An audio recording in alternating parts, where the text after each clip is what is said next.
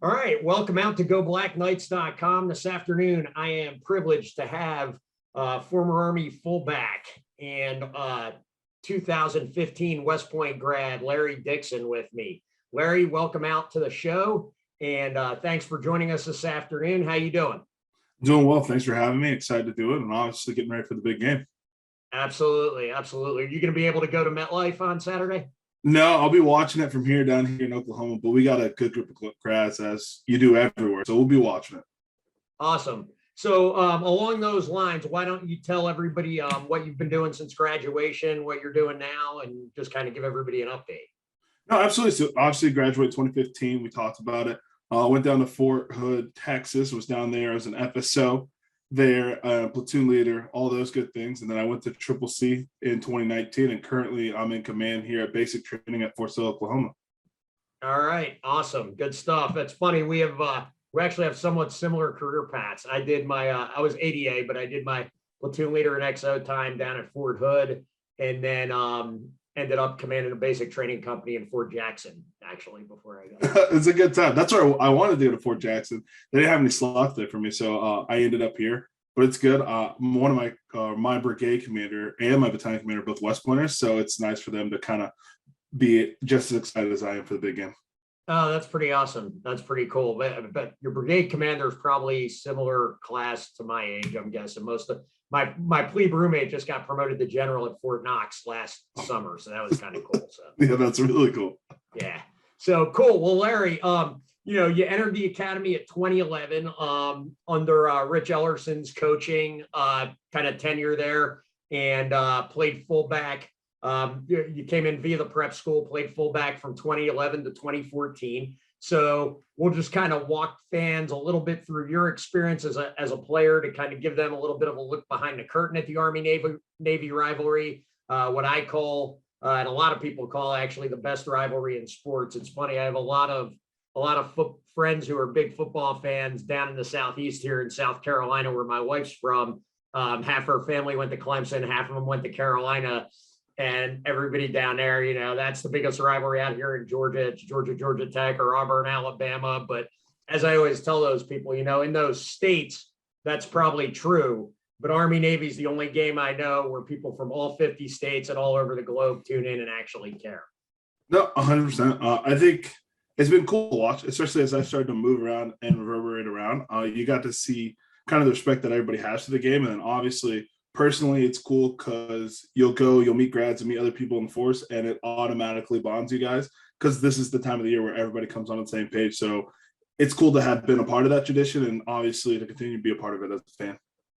Absolutely. I got to tell you, you don't look like you've aged much since graduation. So the Army's been good to you. Slowly. I've got some gray hairs coming in, especially with command. So they're coming. Command time will do that to you, especially with the basic training company. My wife says, she first started dating me then, she always says, dude, you've always had gray hair on the side of your head. You just shaved it short enough we couldn't tell. So that's the key. Get really good haircuts. Yep, good stuff. So coming in 2011, your plebe year, can't remember, did you get some playing time in the Army-Navy game that year?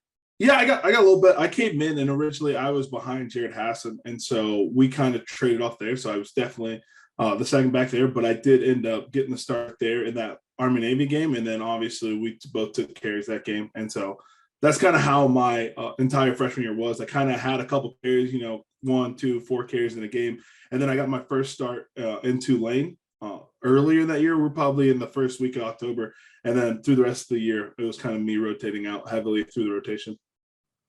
Good stuff. And the 2011 game, as I remember it, I vaguely remember it now, but you probably have a much better memory of it than I do. Really close game. If I'm not mistaken, we were going in deep in their territory and coughed one up, and they returned it for a touchdown, or that might have been 2010. But yeah, that was 2010. So our year, it was like us. We were closing in, we were driving, and I think it came down to a 4th down stop for them. So they had a big 4th down stop, and that's how the game ended. My freshman, sophomore, and senior year, they're all one possession games, so they're really close. So we're obviously was a team on the cusp, and then once Coach Munkin came in, he obviously pushed us over. Absolutely, and I plan to kind of spend a lot of this interview kind of talking about that and how your career, it's really unique later tonight, I'm interviewing your classmate, Terry Baggett, but I have a lot of the grads who are 17, 18, 19, those class years, little different, but you got to span both eras. So you have kind of a unique perspective on it that I'm definitely going to get into. So in 2012, of course, was the famous game where you guys really had Navy on the ropes. Yeah. And you were going into score, and I'm not even going to bring it up, but it's just, that's unfortunately probably one of the things you and Trent are most remembered for. But, the cool thing about it, to me, watching you, as an older grad, and is that you obviously had 2 more years to play and were able to bounce back from that really effectively, play really well in your last 2 years at the academy. And you don't have to talk about, if you don't want to, too much about that specific play, but what are your memories of that 2012 contest with Navy? No, I think it's always fun playing Navy, obviously, because we run the exact same offense, exact same defense with some nuances. So that was one of the games where my first real taste of kind of understanding that, like, it was just really everything that you wanted that you could put into it to try to beat the team, right? It was all great. It was all who's going to have it last. And then obviously came down to possibly one of the worst blunders that I was a part of. I don't mind talking about it. I mean, I think that kind of etched in my head, my fanaticism or obsession with kind of the little things, because I mean, if you go back on the play, like, if you watch it on camera, you can't really see that I'm off the track. You can't really see that I'm wide. And so I think that was my glaring life lesson to, like, it really is the details, and it really is just the inches of the game, because obviously if I'm in the right place, I get the ball and I score, we win. So it was a tough lesson to learn, and obviously you hate that that's what we'll remember for, but I think it was still something that will help me and move me forward in life. I mean, it did in football and won my life. Absolutely. That's, I think, what impresses everybody. I read an article today on LinkedIn from General Caslin talking about the Army Navy game and what makes it special and how it's kind of everything right with America. Talking about the players on both sides, as well as the, all the tradition and history that goes into it. But the fact that, you're able to learn from that adversity and like you said, not only help you with the rest of your football career in terms of attention to detail and really focusing on the little things, but probably has helped you a ton as an officer as well, I imagine.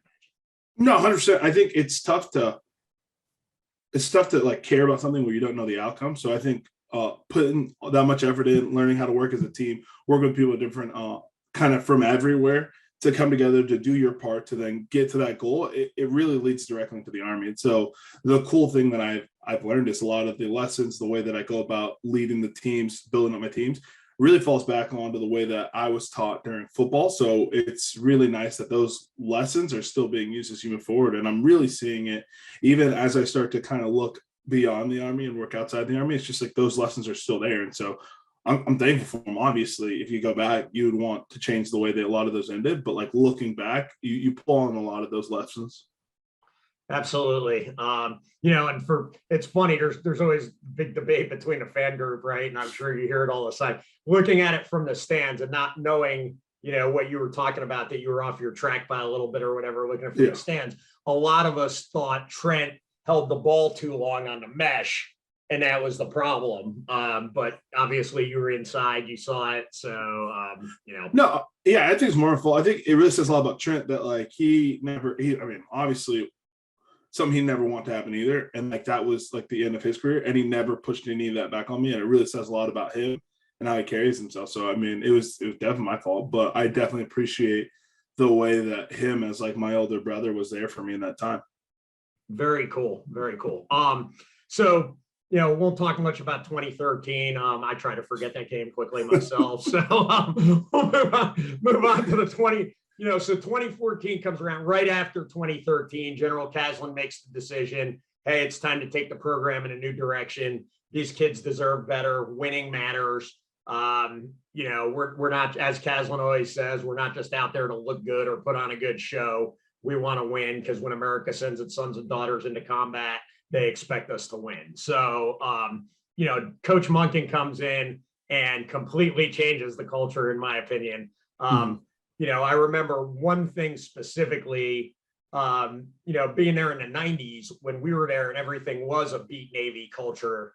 And then I had heard from somebody, I don't know whether this was true or just one of those rumors you hear. I had heard that well, we really want to focus more on go Army as opposed to beat Navy because that's kind of a negative connotation. And I don't know if that was just within the core or if that was something that was preached to the team as well prior to Coach Monken getting there. But then Coach Monken got there, and all of a sudden, every interview closed with beat Navy. And you could tell that was like the number one thing on his mind. I mean, obviously, he wanted to just create a winning culture, but part of being a winning culture at West Point is beating Navy. So could you talk a little bit about maybe what you guys saw in the brotherhood on the inside of the Army football culture as soon as Coach Monken took over, and why you thought maybe, like a lot of us fans did, that things might start to be different in a couple of years, or maybe even your first year?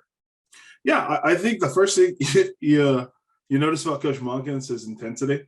Like everything he does is a lot of intensity. I think the one thing that I constantly take back from him, or the things I think back on, is you kind of said it, right? He always comes back and he ends it with beat Navy. And I think for him, it's about coming back and ending with the fundamentals, the basics, and everything. And so you get that first interaction with someone who's absolutely obsessed with the little things, right? And so every single thing you do, the first thing that wanes is you kind of start to think about big architectural pictures, right? When you start layering on different kind of offenses, defense, and everything, the little things start to lag, I guess. And as you go with him, like if you hang out with him for 100 days, on the 100th day, he's still going to be just as intense about touching the line. He's going to be just as intense as about being on your track. And so that's like his superpower, is his ability to hyper focus on there. And I think his ability to push me and just to always want more, while simultaneously always caring for me, like there, it's just like you have the ultimate kind of coach right there, right? You have someone that just refuses for you to have anything like less than what you're capable of. And he's always gonna care about you. And I think you'll watch him, and I think guys would agree that like he's always gonna get a player to play beyond what they are. So if you're a 6 coming in, he's going to get you to play at 8. And when you get all the players to play beyond themselves and then to play as a team, and then again, obsessed with the fundamentals, I think it was a no-brainer that he would have a ton of success. And I think you're seeing it where we constantly play people who are bigger, they may be faster, you know, they run the same exact offense, but it's that relentless push and effort towards that same goal and forcing everyone to just stay on the right track. Yeah, absolutely. That's completely what I think of when I think of Coach Monken. So you guys start going through your first year, and you, Larry, specifically really had a career year because, you know, I think Coach Monken's version of the triple, or Coach Davis's version of the triple, whoever you want to credit it with, focuses a little more on the B-back maybe than Coach Ellerson's did. And you were just having an outstanding year. So why don't you talk about a little bit about, you know, your first year as a whole and kind of how you felt going into the Navy game? So I mean, the first year it was cool. Obviously, it was weird because we had a new coach and the offense was new, but the plays weren't new. The nuances were new. So like it was fun for me because it was like I got to relearn the offense that I obviously became passionate about, ran for such a long time. We went through the year. Obviously, we didn't have the year we wanted to, but I think it was great because we got to be a part of like instilling that culture and putting the fundamental building blocks, you know. And so that's where we were. In a lot of my senior class, there was about 20 of us when we finished, but we came in with like 80 of us. And so it was a very kind of intense full circle where we kind of came in as the start. We were Coach Ellison's first recruiting, like full recruiting class. And then we got to be the first class to Coach Monken. And so like everything that we do, and I'm sure Terry and Jeff would agree that everything we did, we're like, hey, we have to put us on the right course. So I think we didn't have the kind of year that we wanted to have in that moment, but I feel like there was just a ton of growth and just trying to do as much as we could to kind of shift everything there. So I think when we came to the Navy game, it was just kind of, I mean, I was kind of personally emotional because like that was going to be the last one at that point. And then it was just the last go around with a bunch of guys who, you know, you kind of think about it when we started at prep school or the first year at the academy. It's just like we didn't know each other. And now, like, obviously they're my best friends. I talk to them almost every day, like continuously. So it was pretty exciting. Yeah. And so, you know, you had a pretty good game against Navy, 90 yards and 14 carries. You know, again, you guys lost a close one that really came down to just a couple key plays.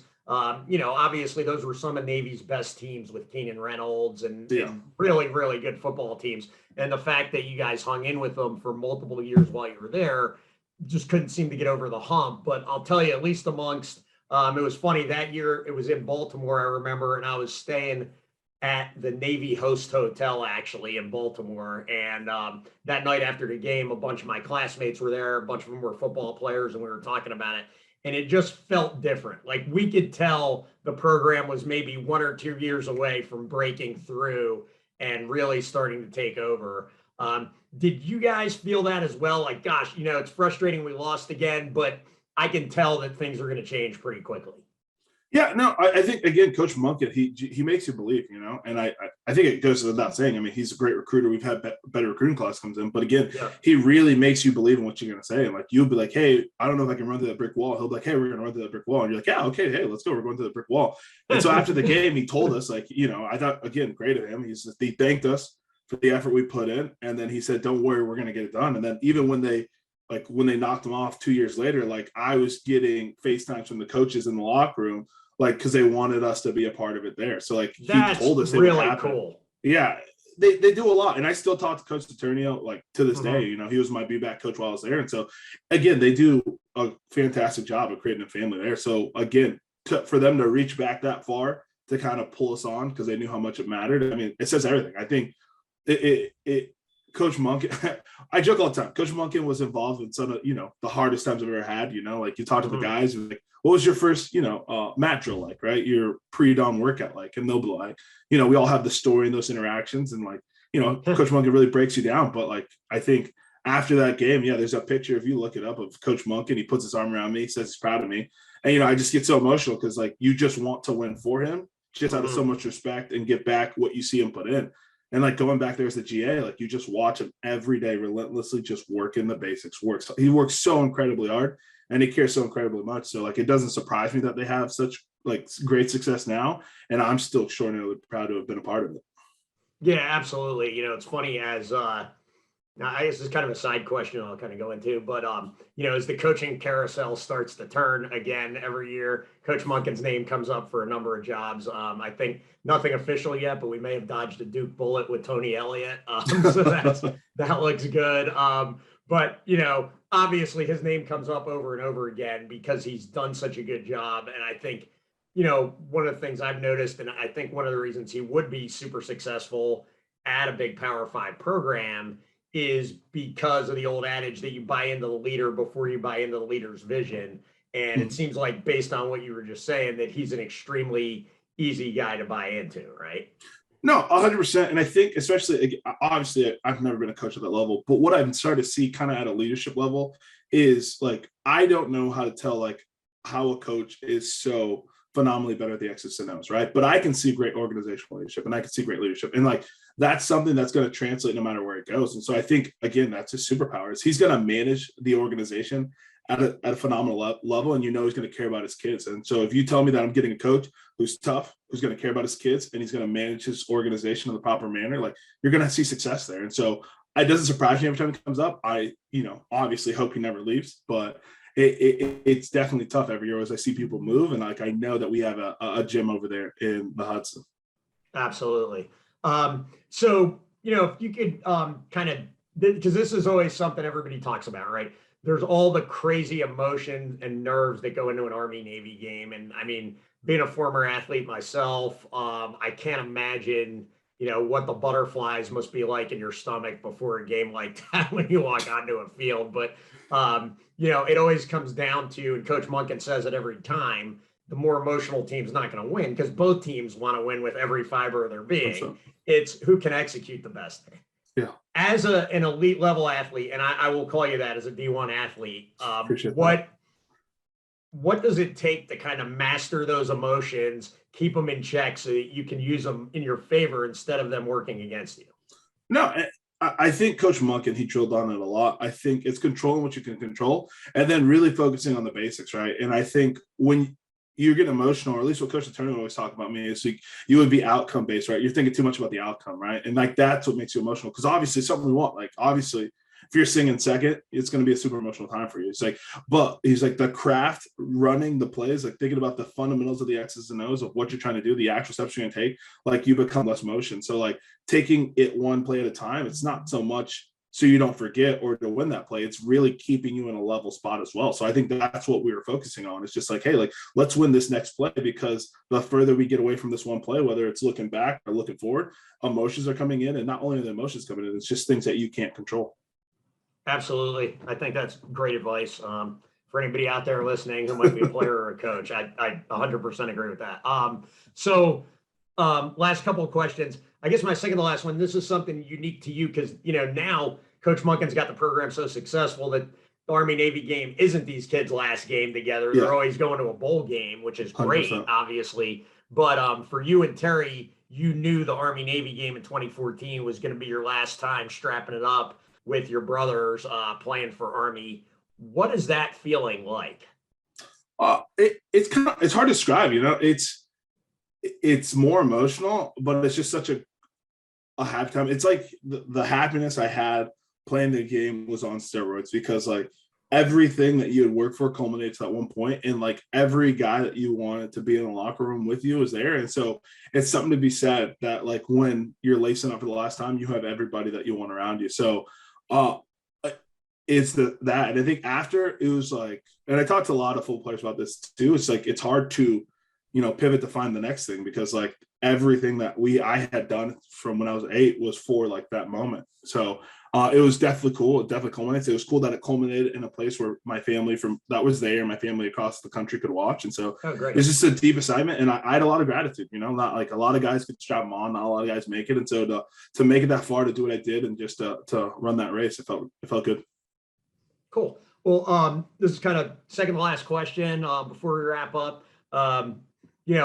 Since you kind of started a trend at Army of us just having a B-back room full of studs. I've got Darnell Wolfunk tonight. And He was with Andy Davidson and Caleb Holt and that crew. And the B-back room now with Jacoby Buchanan and Anthony Adkins, Tyson Riley, Cade Barnard. I mean, just I call Army in my articles that I write for GBK all the time, fullback you. So, what do you think about the current crop of fullbacks kind of led by Jacoby, in my opinion? I mean, they're all great, but I think Jacoby's just missed the reliability. So. No, I'm sure. I mean, they're great. It's tough. I mean, they're powerful. They're strong. I like it because it's cool that the part I played that they get to be the center of it. And I think anybody who runs the triple option, they know it starts with a dive. And so it feels super comfortable when I sit down on Saturdays when I'm seeing players like that in the backfield. Like you're so good. Like you said,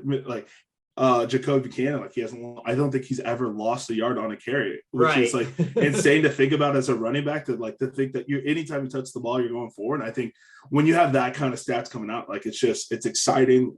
It's amazing. It gives you a lot of pride when you start bragging back in the office. That's for sure. Yeah, absolutely.